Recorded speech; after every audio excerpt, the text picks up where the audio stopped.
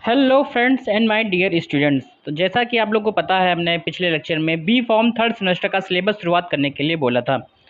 तो आज हम स्टार्ट करने वाली है हमारी सब्जेक्ट जो कि है हमारी फार्मास्यूटिकल माइक्रोबायोलॉजी। तो माइक्रोबायोलॉजी का स्टार्टिंग करेंगे। आज के लेक्चर में हम इसके दो टॉपिक जो है यूनिट 1 के कंप्लीट करेंगे, जो कि हमारा होगा एक introduction and definition, and second topic हमारा होगा historical background of microbiology and the golden age of microbiology. तो ये हमारा यूनिट 1 का पहला लेक्चर होगा जिसके अंदर हम ये कवर करेंगे। तो चलिए स्टार्ट करते हैं हमारा पहला टॉपिक जो कि हमारा है इंट्रोडक्शन ऑफ माइक्रोबायोलॉजी। जैसा कि आप लोग को पता है कि किसी भी सब्जेक्ट्स को पढ़ने से पहले हम उसको ये जानते हैं कि उसके नाम में उसका नाम हमको क्या बताना चाहता है। ठीक है, तो जैसा कि माइक्रोबायोलॉजी नाम है, ठीक है, तो ये आपको ये बता रहा है कि कुछ माइक्रो पार्टिकल्स या फिर माइक्रो जीव होते हैं जिनके बारे में हमको पढ़ना है। ठीक, तो माइक्रोबायोलॉजी जो वर्ड होता है ये दो वर्ड से मिलके बना हुआ है। पहला हमारा होता है माइक्रो और दूसरा हमारा होता है बायोलॉजी। माइक्रो मीन्स क्या हो गया, बहुत से माइन्यूट चीज़ें, ठीक है, इस टाइप की बहुत ज़्यादा माइन्यूट जो हम अपनी आँखों से नहीं देख सकते हैं। और बायोलॉजी हमने पहले भी पढ़ चुका है कि भाई बायोलॉजी क्या होता है, लिविंग बीइंग का जो है हमको स्टडी करनी होती है, स्टडी ऑफ लिविंग बीइंग्स। ठीक, तो इसमें क्या हो गया, माइक्रो लिविंग बीइंग्स हो गए, मतलब कि ऐसे जीव जो इतने सूक्ष्म हैं जिन्हें हम अपनी आंखों से नहीं देख सकते हैं, उनका अध्ययन करते हैं। ठीक है, उसको हम क्या कहते हैं, माइक्रोबायोलॉजी। तो अब इसकी डिफिनीशन देख लेते हैं। डिफिनीशन के अंदर क्या आता है, the study of those organism which can not be seen by our naked eyes that includes fungi, bacteria, virus, algae and protozoa are called microbiology. Simply आपको इसमें यही बताया गया है कि भाई ऐसे ऑर्गेनिज्म जिनको हम अपनी आँखों के द्वारा नहीं देख सकते हैं, नेकेड आई से तो हम नहीं देख सकते हैं, ठीक है, जैसे कि कौन कौन से ऑर्गेनिज्म हो जाएंगे, जैसे हमारा फंगी हो जाएगा, बैक्टीरिया हो गया, वायरस हो गया, एल्गी है, प्रोटोजोआ है, इस टाइप के जो ऑर्गेनिज्म होते हैं जिनको हम आँखों से नहीं देख पाएंगे, उनका अध्ययन हम जब करेंगे तो उसको हम क्या बोलेंगे, माइक्रोबायोलॉजी, या फिर उस ब्रांच ऑफ साइंस को क्या बोलेंगे, हम माइक्रोबायोलॉजी बोलेंगे। ठीक है, तो आगे बताया गया है कि microbiology, the word microbiology was derived from the Greek word, फिर ग्रीक वर्ड है इससे, ठीक है, और ये दो ग्रीक वर्ड से मिलके बना हुआ होता है जो कि हमारा होता है माइक्रोस एंड बायोस। माइक्रोस मीन्स हो गया स्मॉल एंड बायोस मीन्स हो गया life, means small life. When microbiological concept, process and techniques are applied to pharmaceutical operations, the subject is then pharmaceutical microbiology। Simple सी बात है, हमने क्या जाना कि माइक्रोबायोलॉजी के अंदर हम ऐसे ऑर्गेनिजम्स का अध्ययन करते हैं जो कि हमने नेकेड आई से नहीं देख सकते हैं। ठीक है, तो कुछ उसमें टेक्निक्स होती हैं, कुछ कॉन्सेप्ट्स होते हैं, कुछ प्रोसेस होते हैं, तो उन्हीं कॉन्सेप्ट, उन्हीं प्रोसेस, उन्हीं टेक्निक्स का यूज़ अगर हम फार्मास्यूटिकल इंडस्ट्री के अंदर करते हैं, भाई किसी भी ड्रग को बनाने के लिए करते हैं या फिर किसी ड्रग की प्रिपरेशन को करते हैं, ठीक है, तो उसको हम क्या बोलेंगे, फार्मास्यूटिकल माइक्रोबायोलॉजी। अब ये फार्मास्यूटिकल माइक्रोबायोलॉजी के अंदर कुछ एग्जांपल होते हैं, जैसे कुछ ड्रग्स होती हैं जो हम ज़्यादातर बहुत ही ज़्यादा कॉमनली यूज़ होती हैं, उनका एग्जाम्पल हमारा होता है, चाहे कि जो हम एंटीबायोटिक्स जो यूज़ करते हैं वो हमारी होती हैं। ठीक है, तो आगे क्या कहते हैं, the objectives of pharmaceutical microbiology to ensure efficacy and safety of pharmaceutical products. Simply इनका कहना है कि फार्मास्यूटिकल माइक्रोबायोलॉजी का एक सिंपल सा ऑब्जेक्टिव है कि जो ड्रग हम बना रहे हैं, ठीक है, वो इफिकेसियस होनी चाहिए और सेफ होनी चाहिए। तो अब हम देखते हैं हिस्ट्री ऑफ माइक्रोबायोलॉजी कि किस टाइप से माइक्रोबायोलॉजी के अंदर कौन कौन से साइंटिस्ट आए और उन्होंने अपना अपना क्या योगदान दिया। The development of microbiology as a science required appropriate methodology techniques. इनका कहना है कि जो माइक्रोबायोलॉजी का एज ए साइंस अगर डेवलपमेंट करेंगे तो उसके लिए कुछ ज़रूरी टेक्निक्स या फिर मेथड्स जो होने चाहिए वो ज़रूरी होते हैं। ठीक है, जैसे कि कौन कौन से, लाइक आइडेंटिफिकेशन हो गया, आइसोलेशन ऑफ माइक्रो ऑर्गेनिज्म हो गया, प्योर कल्चर कैसे बनाना है, स्टेलाइजेशन कैसे करना है, एंड एसेप्टिव ट्रांसफर कैसे किया जाता है। The science of microbiology is not more than few hundred years old. Essentially it began with the development of microscope. जो माइक्रोबायोलॉजी की साइंस है ये बहुत ज़्यादा पुरानी नहीं है, ये जब से माइक्रोस्कोप का हमारा आविष्कार हुआ है तभी से इसका डेवलपमेंट जो है हुआ है। अब एक हमारा नोट आता है, नोट में हम ये देखिएगा कि नोट क्या कह रहा है। Antonie van Leeuwenhoek, Louis Pasteur and Robert Koch were those who led the foundation of microbiology. इनका कहना है पहले हमारे साइंटिस्ट है एंटोनी वॉन लीवेनहॉक, दूसरे हैं लुईस पॉस्चर एंड तीसरे हैं रॉबर्ट कोच। ये तीन साइंटिस्ट ऐसे थे जिन्होंने माइक्रोबायोलॉजी का फाउंडेशन को खड़ा किया है, मतलब कि इन्होंने सब शुरुआती दौर में जो माइक्रोबायोलॉजी का जो जो अध्ययन किया गया था वो इन्होंने ही स्टार्टिंग की थी। ठीक, तो ये बहुत ही ज़्यादा मेन पॉइंट है, इसको याद रखिएगा। अब हम बात करते हैं जो हमारे मेन सबसे पहले साइंटिस्ट थे वो थे हमारे एंटोनी वॉन लीवेनहॉक। इनके बारे में जो है थोड़ा देखते हैं कि इन्होंने कैसे डेवलपमेंट स्टार्ट किया था माइक्रोबायोलॉजी का as a science. Antonie van Leeuwenhoek 1623 से 1723 इनका ये जीवन काल था, ठीक है। Is the father of microbiology, ये इनको फादर ऑफ माइक्रोबायोलॉजी कहा जाता है। ये पॉइंट जो है बहुत ही ज़्यादा इंपॉर्टेंट है, तो ये याद रखिएगा। His hobby was lens grinding and making microscope. इनकी हॉबी क्या थी? ये लेंस को ग्राइंडिंग करते थे एंड माइक्रोस्कोप को बनाते थे, ये इनकी हॉबी थी। He was the first person who observed the bacteria and protozoa under the microscope, and at that time he named it animalcules, with which means microscopic animals. अरे simple सी बात है, इन्होंने ये एक पहले पर्सन थे जिन्होंने माइक्रोस्कोप के अंदर बैक्टीरिया फिर प्रोटोजोआ को इन्होंने देखा था, और उस टाइम पे इन्होंने उसका नाम रखा था एनिमैक्यूल। इसका मतलब होता है कि भैया माइक्रोस्कोपिक जो एनिमल होते हैं उनको हम बोलते हैं एनिमैक्यूल, ठीक है। तो इसमें हमको क्या पता चला, एंटोनी वॉन लीवेनहॉक के कौन है? ये फादर ऑफ माइक्रोबायोलॉजी हैं, और ये पहले पर्सन थे जिन्होंने बैक्टीरिया और प्रोटोजोआ को माइक्रोस्कोप के अंदर देखा था और उसका नाम रखा था एनिमैक्यूल। आगे बात करते हैं। Leeuwenhoek provided a proper documentation that includes description, drawing, includes protozoa from gut of animal and bacteria from the teeth scraping. जो लीवेनहॉक थे उन्होंने एक प्रॉपर डॉक्यूमेंटेशन बनाया था जिसके अंदर सारी चीज़ें डॉक्यूमेंट की थी, सारा कुछ डिस्क्राइब किया था कि कैसे कैसे होता है, क्या कौन उसकी संरचना कैसी है और इनका नेचर कैसा है, और कुछ ड्राइंग्स भी बनाई थी कि कैसे वो दिखते हैं, ठीक है। तो इन्होंने दो चीज़ों के बारे में लिखा था, पहले था हमारा प्रोटोजोआ, दूसरा था बैक्टीरिया। तो इन्होंने जो प्रोटोजोआ लिया था वो कहाँ से लिया था? गट ऑफ एनिमल का जो स्टमक होता है वहाँ से उन्होंने प्रोटोजोआ को लिया था, और बैक्टीरिया को लिया था टीथ स्क्रैपिंग से। जो टीथ्स होते हैं उनके ऊपर जो पीली पीली टाइप की जो कभी कभी वो जो लेयर आ जाती है वहाँ से इन्होंने बैक्टीरिया को निकाला था, ठीक। तो उनको फिर अध्ययन किया, फिर उसी का जो है प्रॉपर डॉक्यूमेंट तैयार किया था। In 1670, Leeuwenhoek sent a series of letters to British Royal Society, and thereafter knowledge disseminated quickly and widely.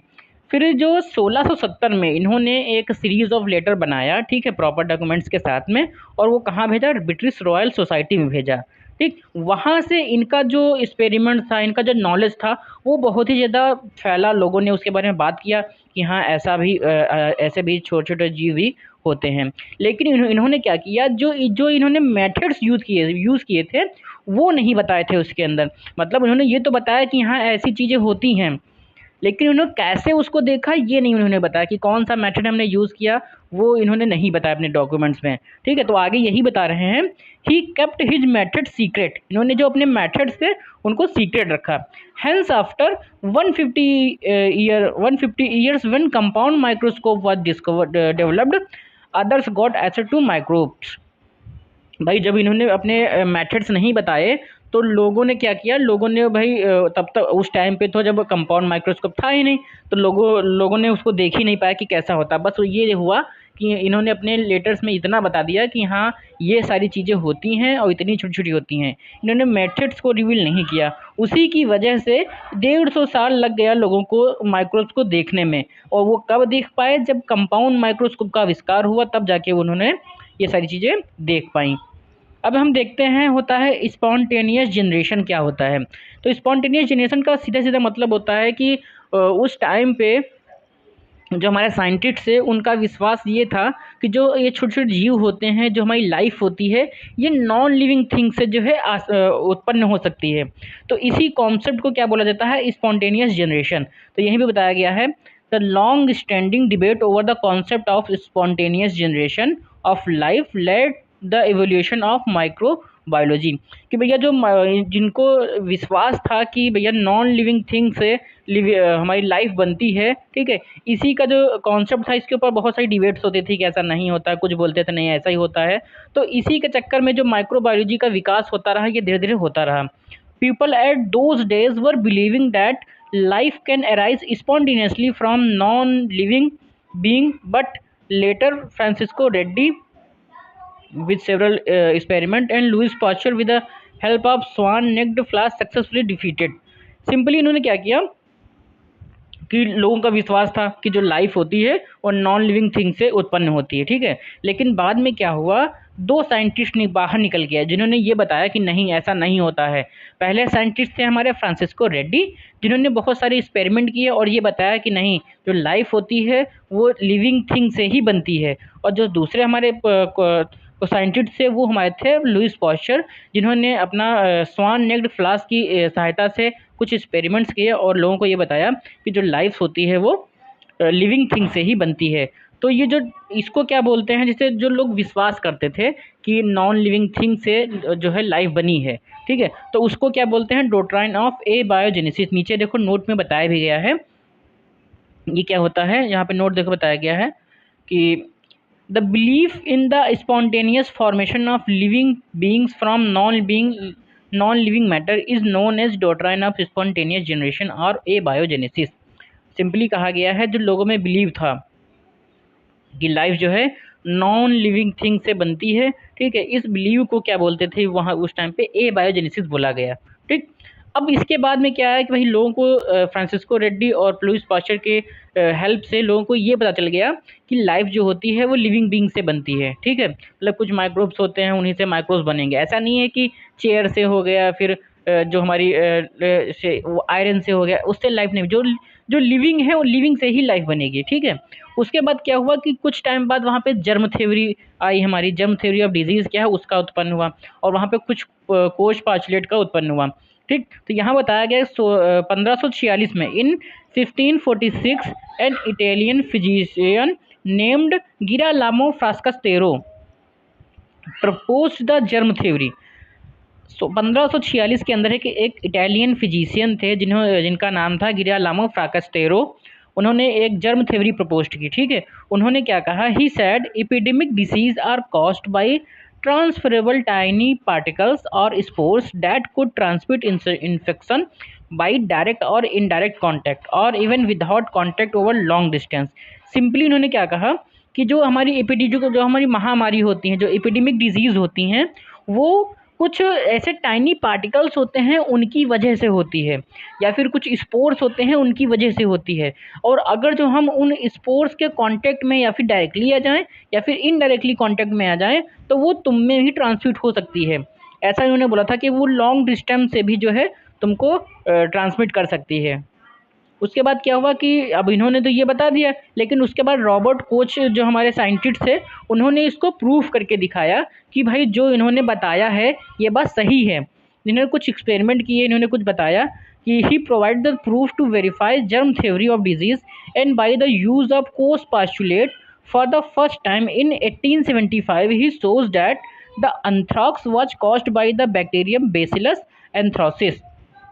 Simply 1500 अब ये देखिए 1546 में उन्होंने ये बताया कि कुछ टाइनी पार्टिकल्स होते हैं या फिर स्पोर्स होते हैं जिनकी वजह से जो है एपिडेमिक्स होती हैं। लेकिन उसके बाद फिर 1875 में रॉबर्ट कोच ने ये बताया, ये प्रूफ दिया कि जैसे जो एंथ्रॉक्स नाम की जो बीमारी हमारी होती है वो एक बैक्टीरिया होता है बेसिलस एंथ्रोसिस, उसकी वजह से होता है, ठीक है। तो ये इनका ये जो प्रूफ थे इन्होंने क्या बोला गया, कोच पास्टुलेट बताया गया, ठीक है। नंबर 4 पे हम बात करते हैं गोल्डन एज ऑफ माइक्रोबायोलॉजी। तो इसका जो टाइम पीरियड था वो कहाँ से था, 1800 से 1914। ये गोल्डन एज ऑफ किस लिए बोला गया, क्योंकि इस टाइम पीरियड के अंदर 1861 से 1914 के अंदर ये टाइम पीरियड ऐसा था जिसमें माइक्रोबायोलॉजी के सेक्टर में बहुत सारी डिस्कवरीज हुई, ठीक है, इसीलिए इसको क्या बोला गया, golden age of microbiology. The period from, यहाँ पे थोड़ा डिफरेंस है, 61 कर लीजिएगा यहाँ पे। The period from 61 to 1914 is considered as the golden age of microbiology because most significant advance made during the period led to the establishment of microbiology as a science. ठीक है, मतलब बहुत सारी डिस्कवरीज हुई जिसकी वजह से हम आज माइक्रोबायोलॉजी को पढ़ते हैं। Know that Robert Koch technique open the gates of golden era of microbiology. जो रॉबर्ट कोच थे, ठीक है, जो रॉबर्ट कोच थे, इन्हीं की टेक्निक्स की वजह से इन्होंने क्या किया, इन्होंने गोल्डन एज ऑफ माइक्रोबायोलॉजी का, ऐसा बोला जाता है कि इनकी वजह से ही गोल्डन एज ऑफ माइक्रोबायोलॉजी के गेट्स जो है ओपन हुए, क्योंकि इनकी कुछ टेक्निक्स थी, कुछ इन्होंने प्योर कल्चर बनाए थे, आइडेंटिफिकेशन किया था, आइसोलेशन हुआ था, ठीक है, तो इन्हीं की वजह से जो है ये सारी चीज़ें पॉसिबल हुई थी। इन्होंने अब ये सारी चीज़ों का एम्प्लॉयमेंट किया था अपनी मेथोडोलॉजी का माइक्रोबायोलॉजी के अंदर। ठीक है, तो 1861 से लेके 1914 तक जो हमारी गोल्डन इरा ऑफ माइक्रोबायोलॉजी था, उसके अंदर कौन कौन से इवोल्यूशन हुए, चलिए वो देखते हैं। 1861 फिर इसको बोलते हैं 1861। तो 1861 में क्या हुआ था, Louis Pasteur disapproved spontaneous generation by the use of swan neck flask. जैसा कि अभी ऊपर हमने पढ़ा था कि लुईस पास्चर ने क्या बहुत सारे अपने जो स्वान नेक फ्लास्क की मदद से कुछ एक्सपेरिमेंट्स किए थे, और उन्होंने ये बताया कि जो लाइफ होती है वो नॉन लिविंग थिंग से नहीं बनती है, बल्कि लिविंग थिंग से ही लाइफ बनती है। तो इन्होंने डिसअप्रूव किया था कि भाई जो स्पॉन्टेनियस जनरेशन का कॉन्सेप्ट है ये लागू नहीं होता है, और लाइफ जो है वो लिविंग थिंग से ही बनेगी। ठीक, तो ये सबसे पहले इन्होंने कितने में किया था, 1861 में। फिर नंबर 2 पे आता है हमारा 1862 1862 में लुईस पास्चर ने सपोर्ट किया किसका, जर्म थ्योरी का, जर्म थ्योरी ऑफ डिजीज का इन्होंने सपोर्ट किया था। 1867 1867 में जोसेफ लिस्टर ने पहली बार एंटीसेप्टिक सर्जरी को परफॉर्म किया था। फिर इसके बाद आता है 1876 Robert Koch provided first proof of germ theory with Bacillus anthracis discovery. 1876 में रॉबर्ट कोच ने अपने प्रूफ दिए कि जो हमारी जो जर्म थ्योरी है, ठीक है, वो बिल्कुल सही है। 1881 में क्या हुआ था, रॉबर्ट कोच जो है growth of bacteria on solid media, इन्होंने एक प्योर कल्चर बनाया था और उस कल्चर से इन्होंने बैक्टीरिया को ग्रो कराया था, किस पे, सॉलिड मीडिया के ऊपर। 1882 1882 रॉबर्ट कोच आउटलाइन कोष पास्चुलेट, इन्होंने कोष पास्चुलेट दिया था 1882 में। 1885 में क्या होता, Lewis pasture discovered first rabies vaccination, ये बहुत इंपॉर्टेंट है। 1885 में लुईस पास्चर ने रेबीज जो वैक्सीन होती है उसका डिस्कवरी की थी। तो 1910 में Paul enrich discovers cure of syphilis, ये भी बहुत इंपॉर्टेंट है। 1910 में जो पॉल इनरिच साहब थे उन्होंने क्या किया था, ये सिफिलिस की क्योर जो है इन्होंने देख लिया था। अब हम इसके अगले लेक्चर में यहाँ पर जो है ये कंप्लीट हो गया, golden age of microbiology complete हो गई, हिस्ट्री और इंट्रोडक्शन कंप्लीट हो गया। अब इसके अगले लेक्चर में हम इसकी ब्रांचेस और इसका अगला टॉपिक होगा उसको हम कवर करेंगे। तो तब तक के लिए थैंक यू, और कमेंट करिएगा कि आपको कौन सी चीज़ें नहीं पसंद आई और कौन सी चीज़ें पसंद आई, जिससे कि हम अगली वीडियो में हम सुधार कर सकें। तो तब तक के लिए सब्सक्राइब करके रखिएगा और हमारे चैनल से जुड़े रहिएगा।